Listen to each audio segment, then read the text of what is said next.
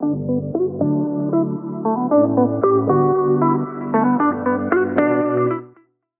to the Thrive by Design Summer Series. Quick, practical episodes to help you step into the holiday season with clarity, calm, and confidence. Whether you're taking a full break or just slowing the pace, these episodes will help you set things up so your business keeps humming while you recharge. It's early December, which means many of us are in that wild mix of finishing projects, juggling client requests, thinking about gifts, school finishing, and desperately trying to get everything sorted before we take a break. But there is one thing I want you to pause and look at, and that's your cash flow. Because nothing will ruin a well-earned break faster than a nasty financial surprise in mid-January. And to show you why this matters, let me tell you a story about one of my clients. 2 summers ago, James had what he calls the worst start to a year he'd ever had. December had been hectic. Tons of work, lots of delivery, plenty of invoices raised, and he walked into Christmas feeling hopeful. But January rolled around and suddenly things didn't look so good. Clients were away, invoices he expected to be paid weren't.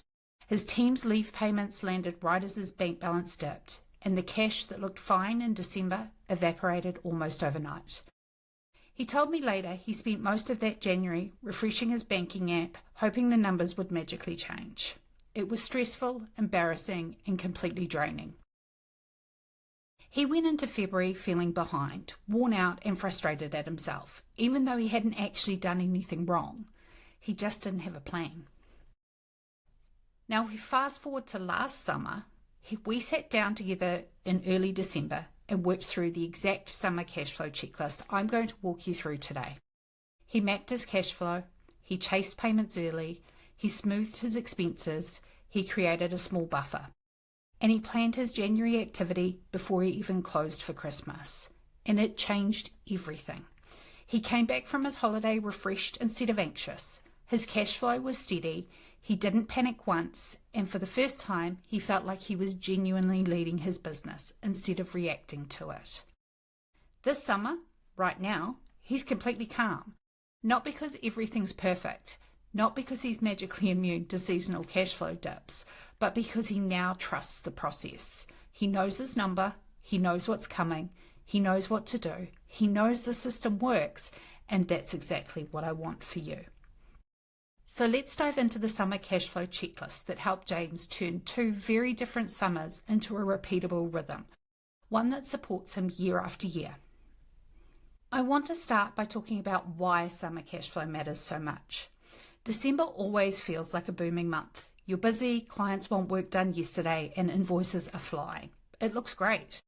But activity doesn't equal cash flow, and cash flow doesn't always care how hard you worked. Here's what typically happens in a service business over the summer. December is huge, but January is slow. February can be delayed, meanwhile your expenses keep ticking along. And payroll, rent, subscriptions hit whether you're working or not. It's not mismanagement, it's seasonal timing. And this is why so many entrepreneurs get caught off guard. But it doesn't have to be like that. Once you understand the cycle and plan for it, you can eliminate 90% of the stress. That's what James learned, and that's what you're about to learn. The very first step, and the most powerful in the summer cash flow checklist, is visibility. You can't plan for what you can't see.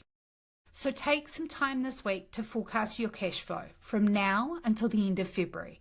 You don't need a fancy model, a simple spreadsheet, or even a notebook works. I want you to start with listing everything you know you can invoice before the break. Then ask, has it been invoiced yet? When is it likely to be paid? And what date will it hit the bank? This is the detail that matters. Then look at what your likely income is for January and February. Be honest, not hopeful. If your clients usually take long breaks, factor that in. It's your biggest payer shuts down for 3 weeks. Don't assume they'll magically process your invoice early. Shift the expected dates. Lastly, I want you to identify every expense that's coming up over the period. Think about payroll, rent, software, subscriptions, taxes, because we definitely don't want to forget them, plus any surprise summer extras like the cash you want for your family holiday. Then we're going to put it all together. Plot your expected bank balance week by week. When James saw this laid out for the first time, he had a huge light bulb moment. The problem actually wasn't December. It was January. He was planning for activity, not cash flow. Once you see the truth on paper, you're no longer guessing, you're leading. The next step is to focus on what you are owed.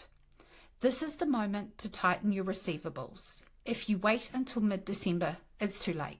Finance teams are already shut down, inbox chaos takes over, and people mentally check out.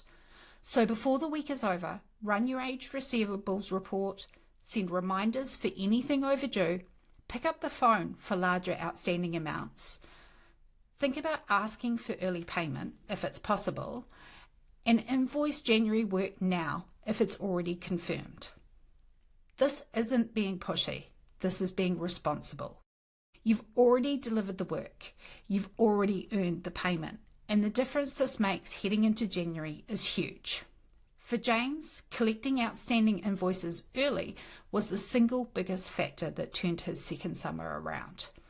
He told me the moment the money hit the bank, he felt like he could actually relax on holiday. That's the outcome we want. Step 3 is all about reviewing the timing of your outflows. Cash flow isn't just about what you earn. It's about when the money moves. Once you know what's coming in, flip your attention to what's going out. Go through your expenses and ask, what is essential and must stay? This is your core operational costs. What can be moved or delayed? Suppliers are often more flexible than you think. Many are happy to shift due dates or split payments over December to February. The key is being proactive. Then think about what can be prepaid. Sometimes paying something early in a strong December can soften the January dip.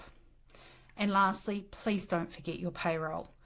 Annual leave, public holidays, and timing quirks can mean you have 2 pay cycles close together. This is what caught James off guard in his first summer and what he planned for meticulously in the second. He went from why is all my money disappearing to this is exactly what I expected, and it's okay. That's the power of timing. Step 4 is all about creating a summer buffer. If December is financially strong, protect part of it. Create what I call a summer buffer.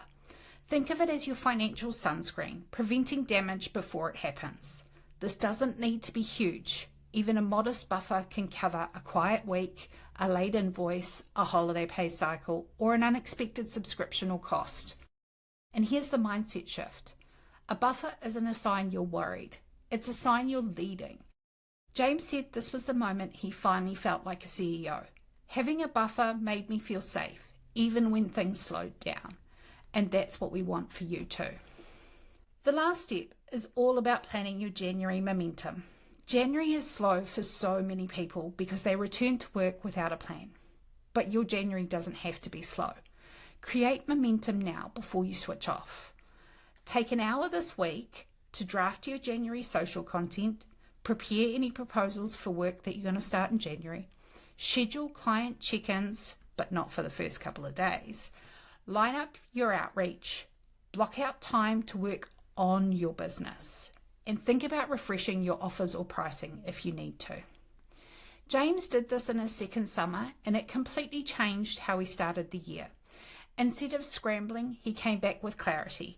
He stepped into January already in motion, and this year, he already has his January mapped out, and we're still in early December. That's what repeatable systems give you. Confidence.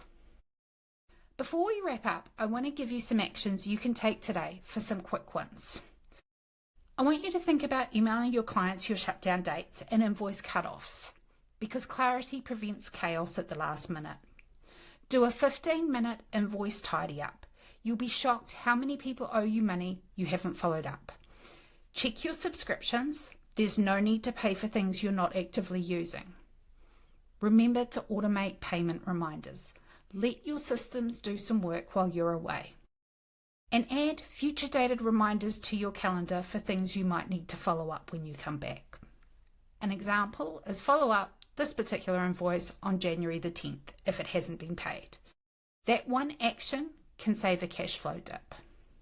To wrap up, here's your summer cash flow checklist.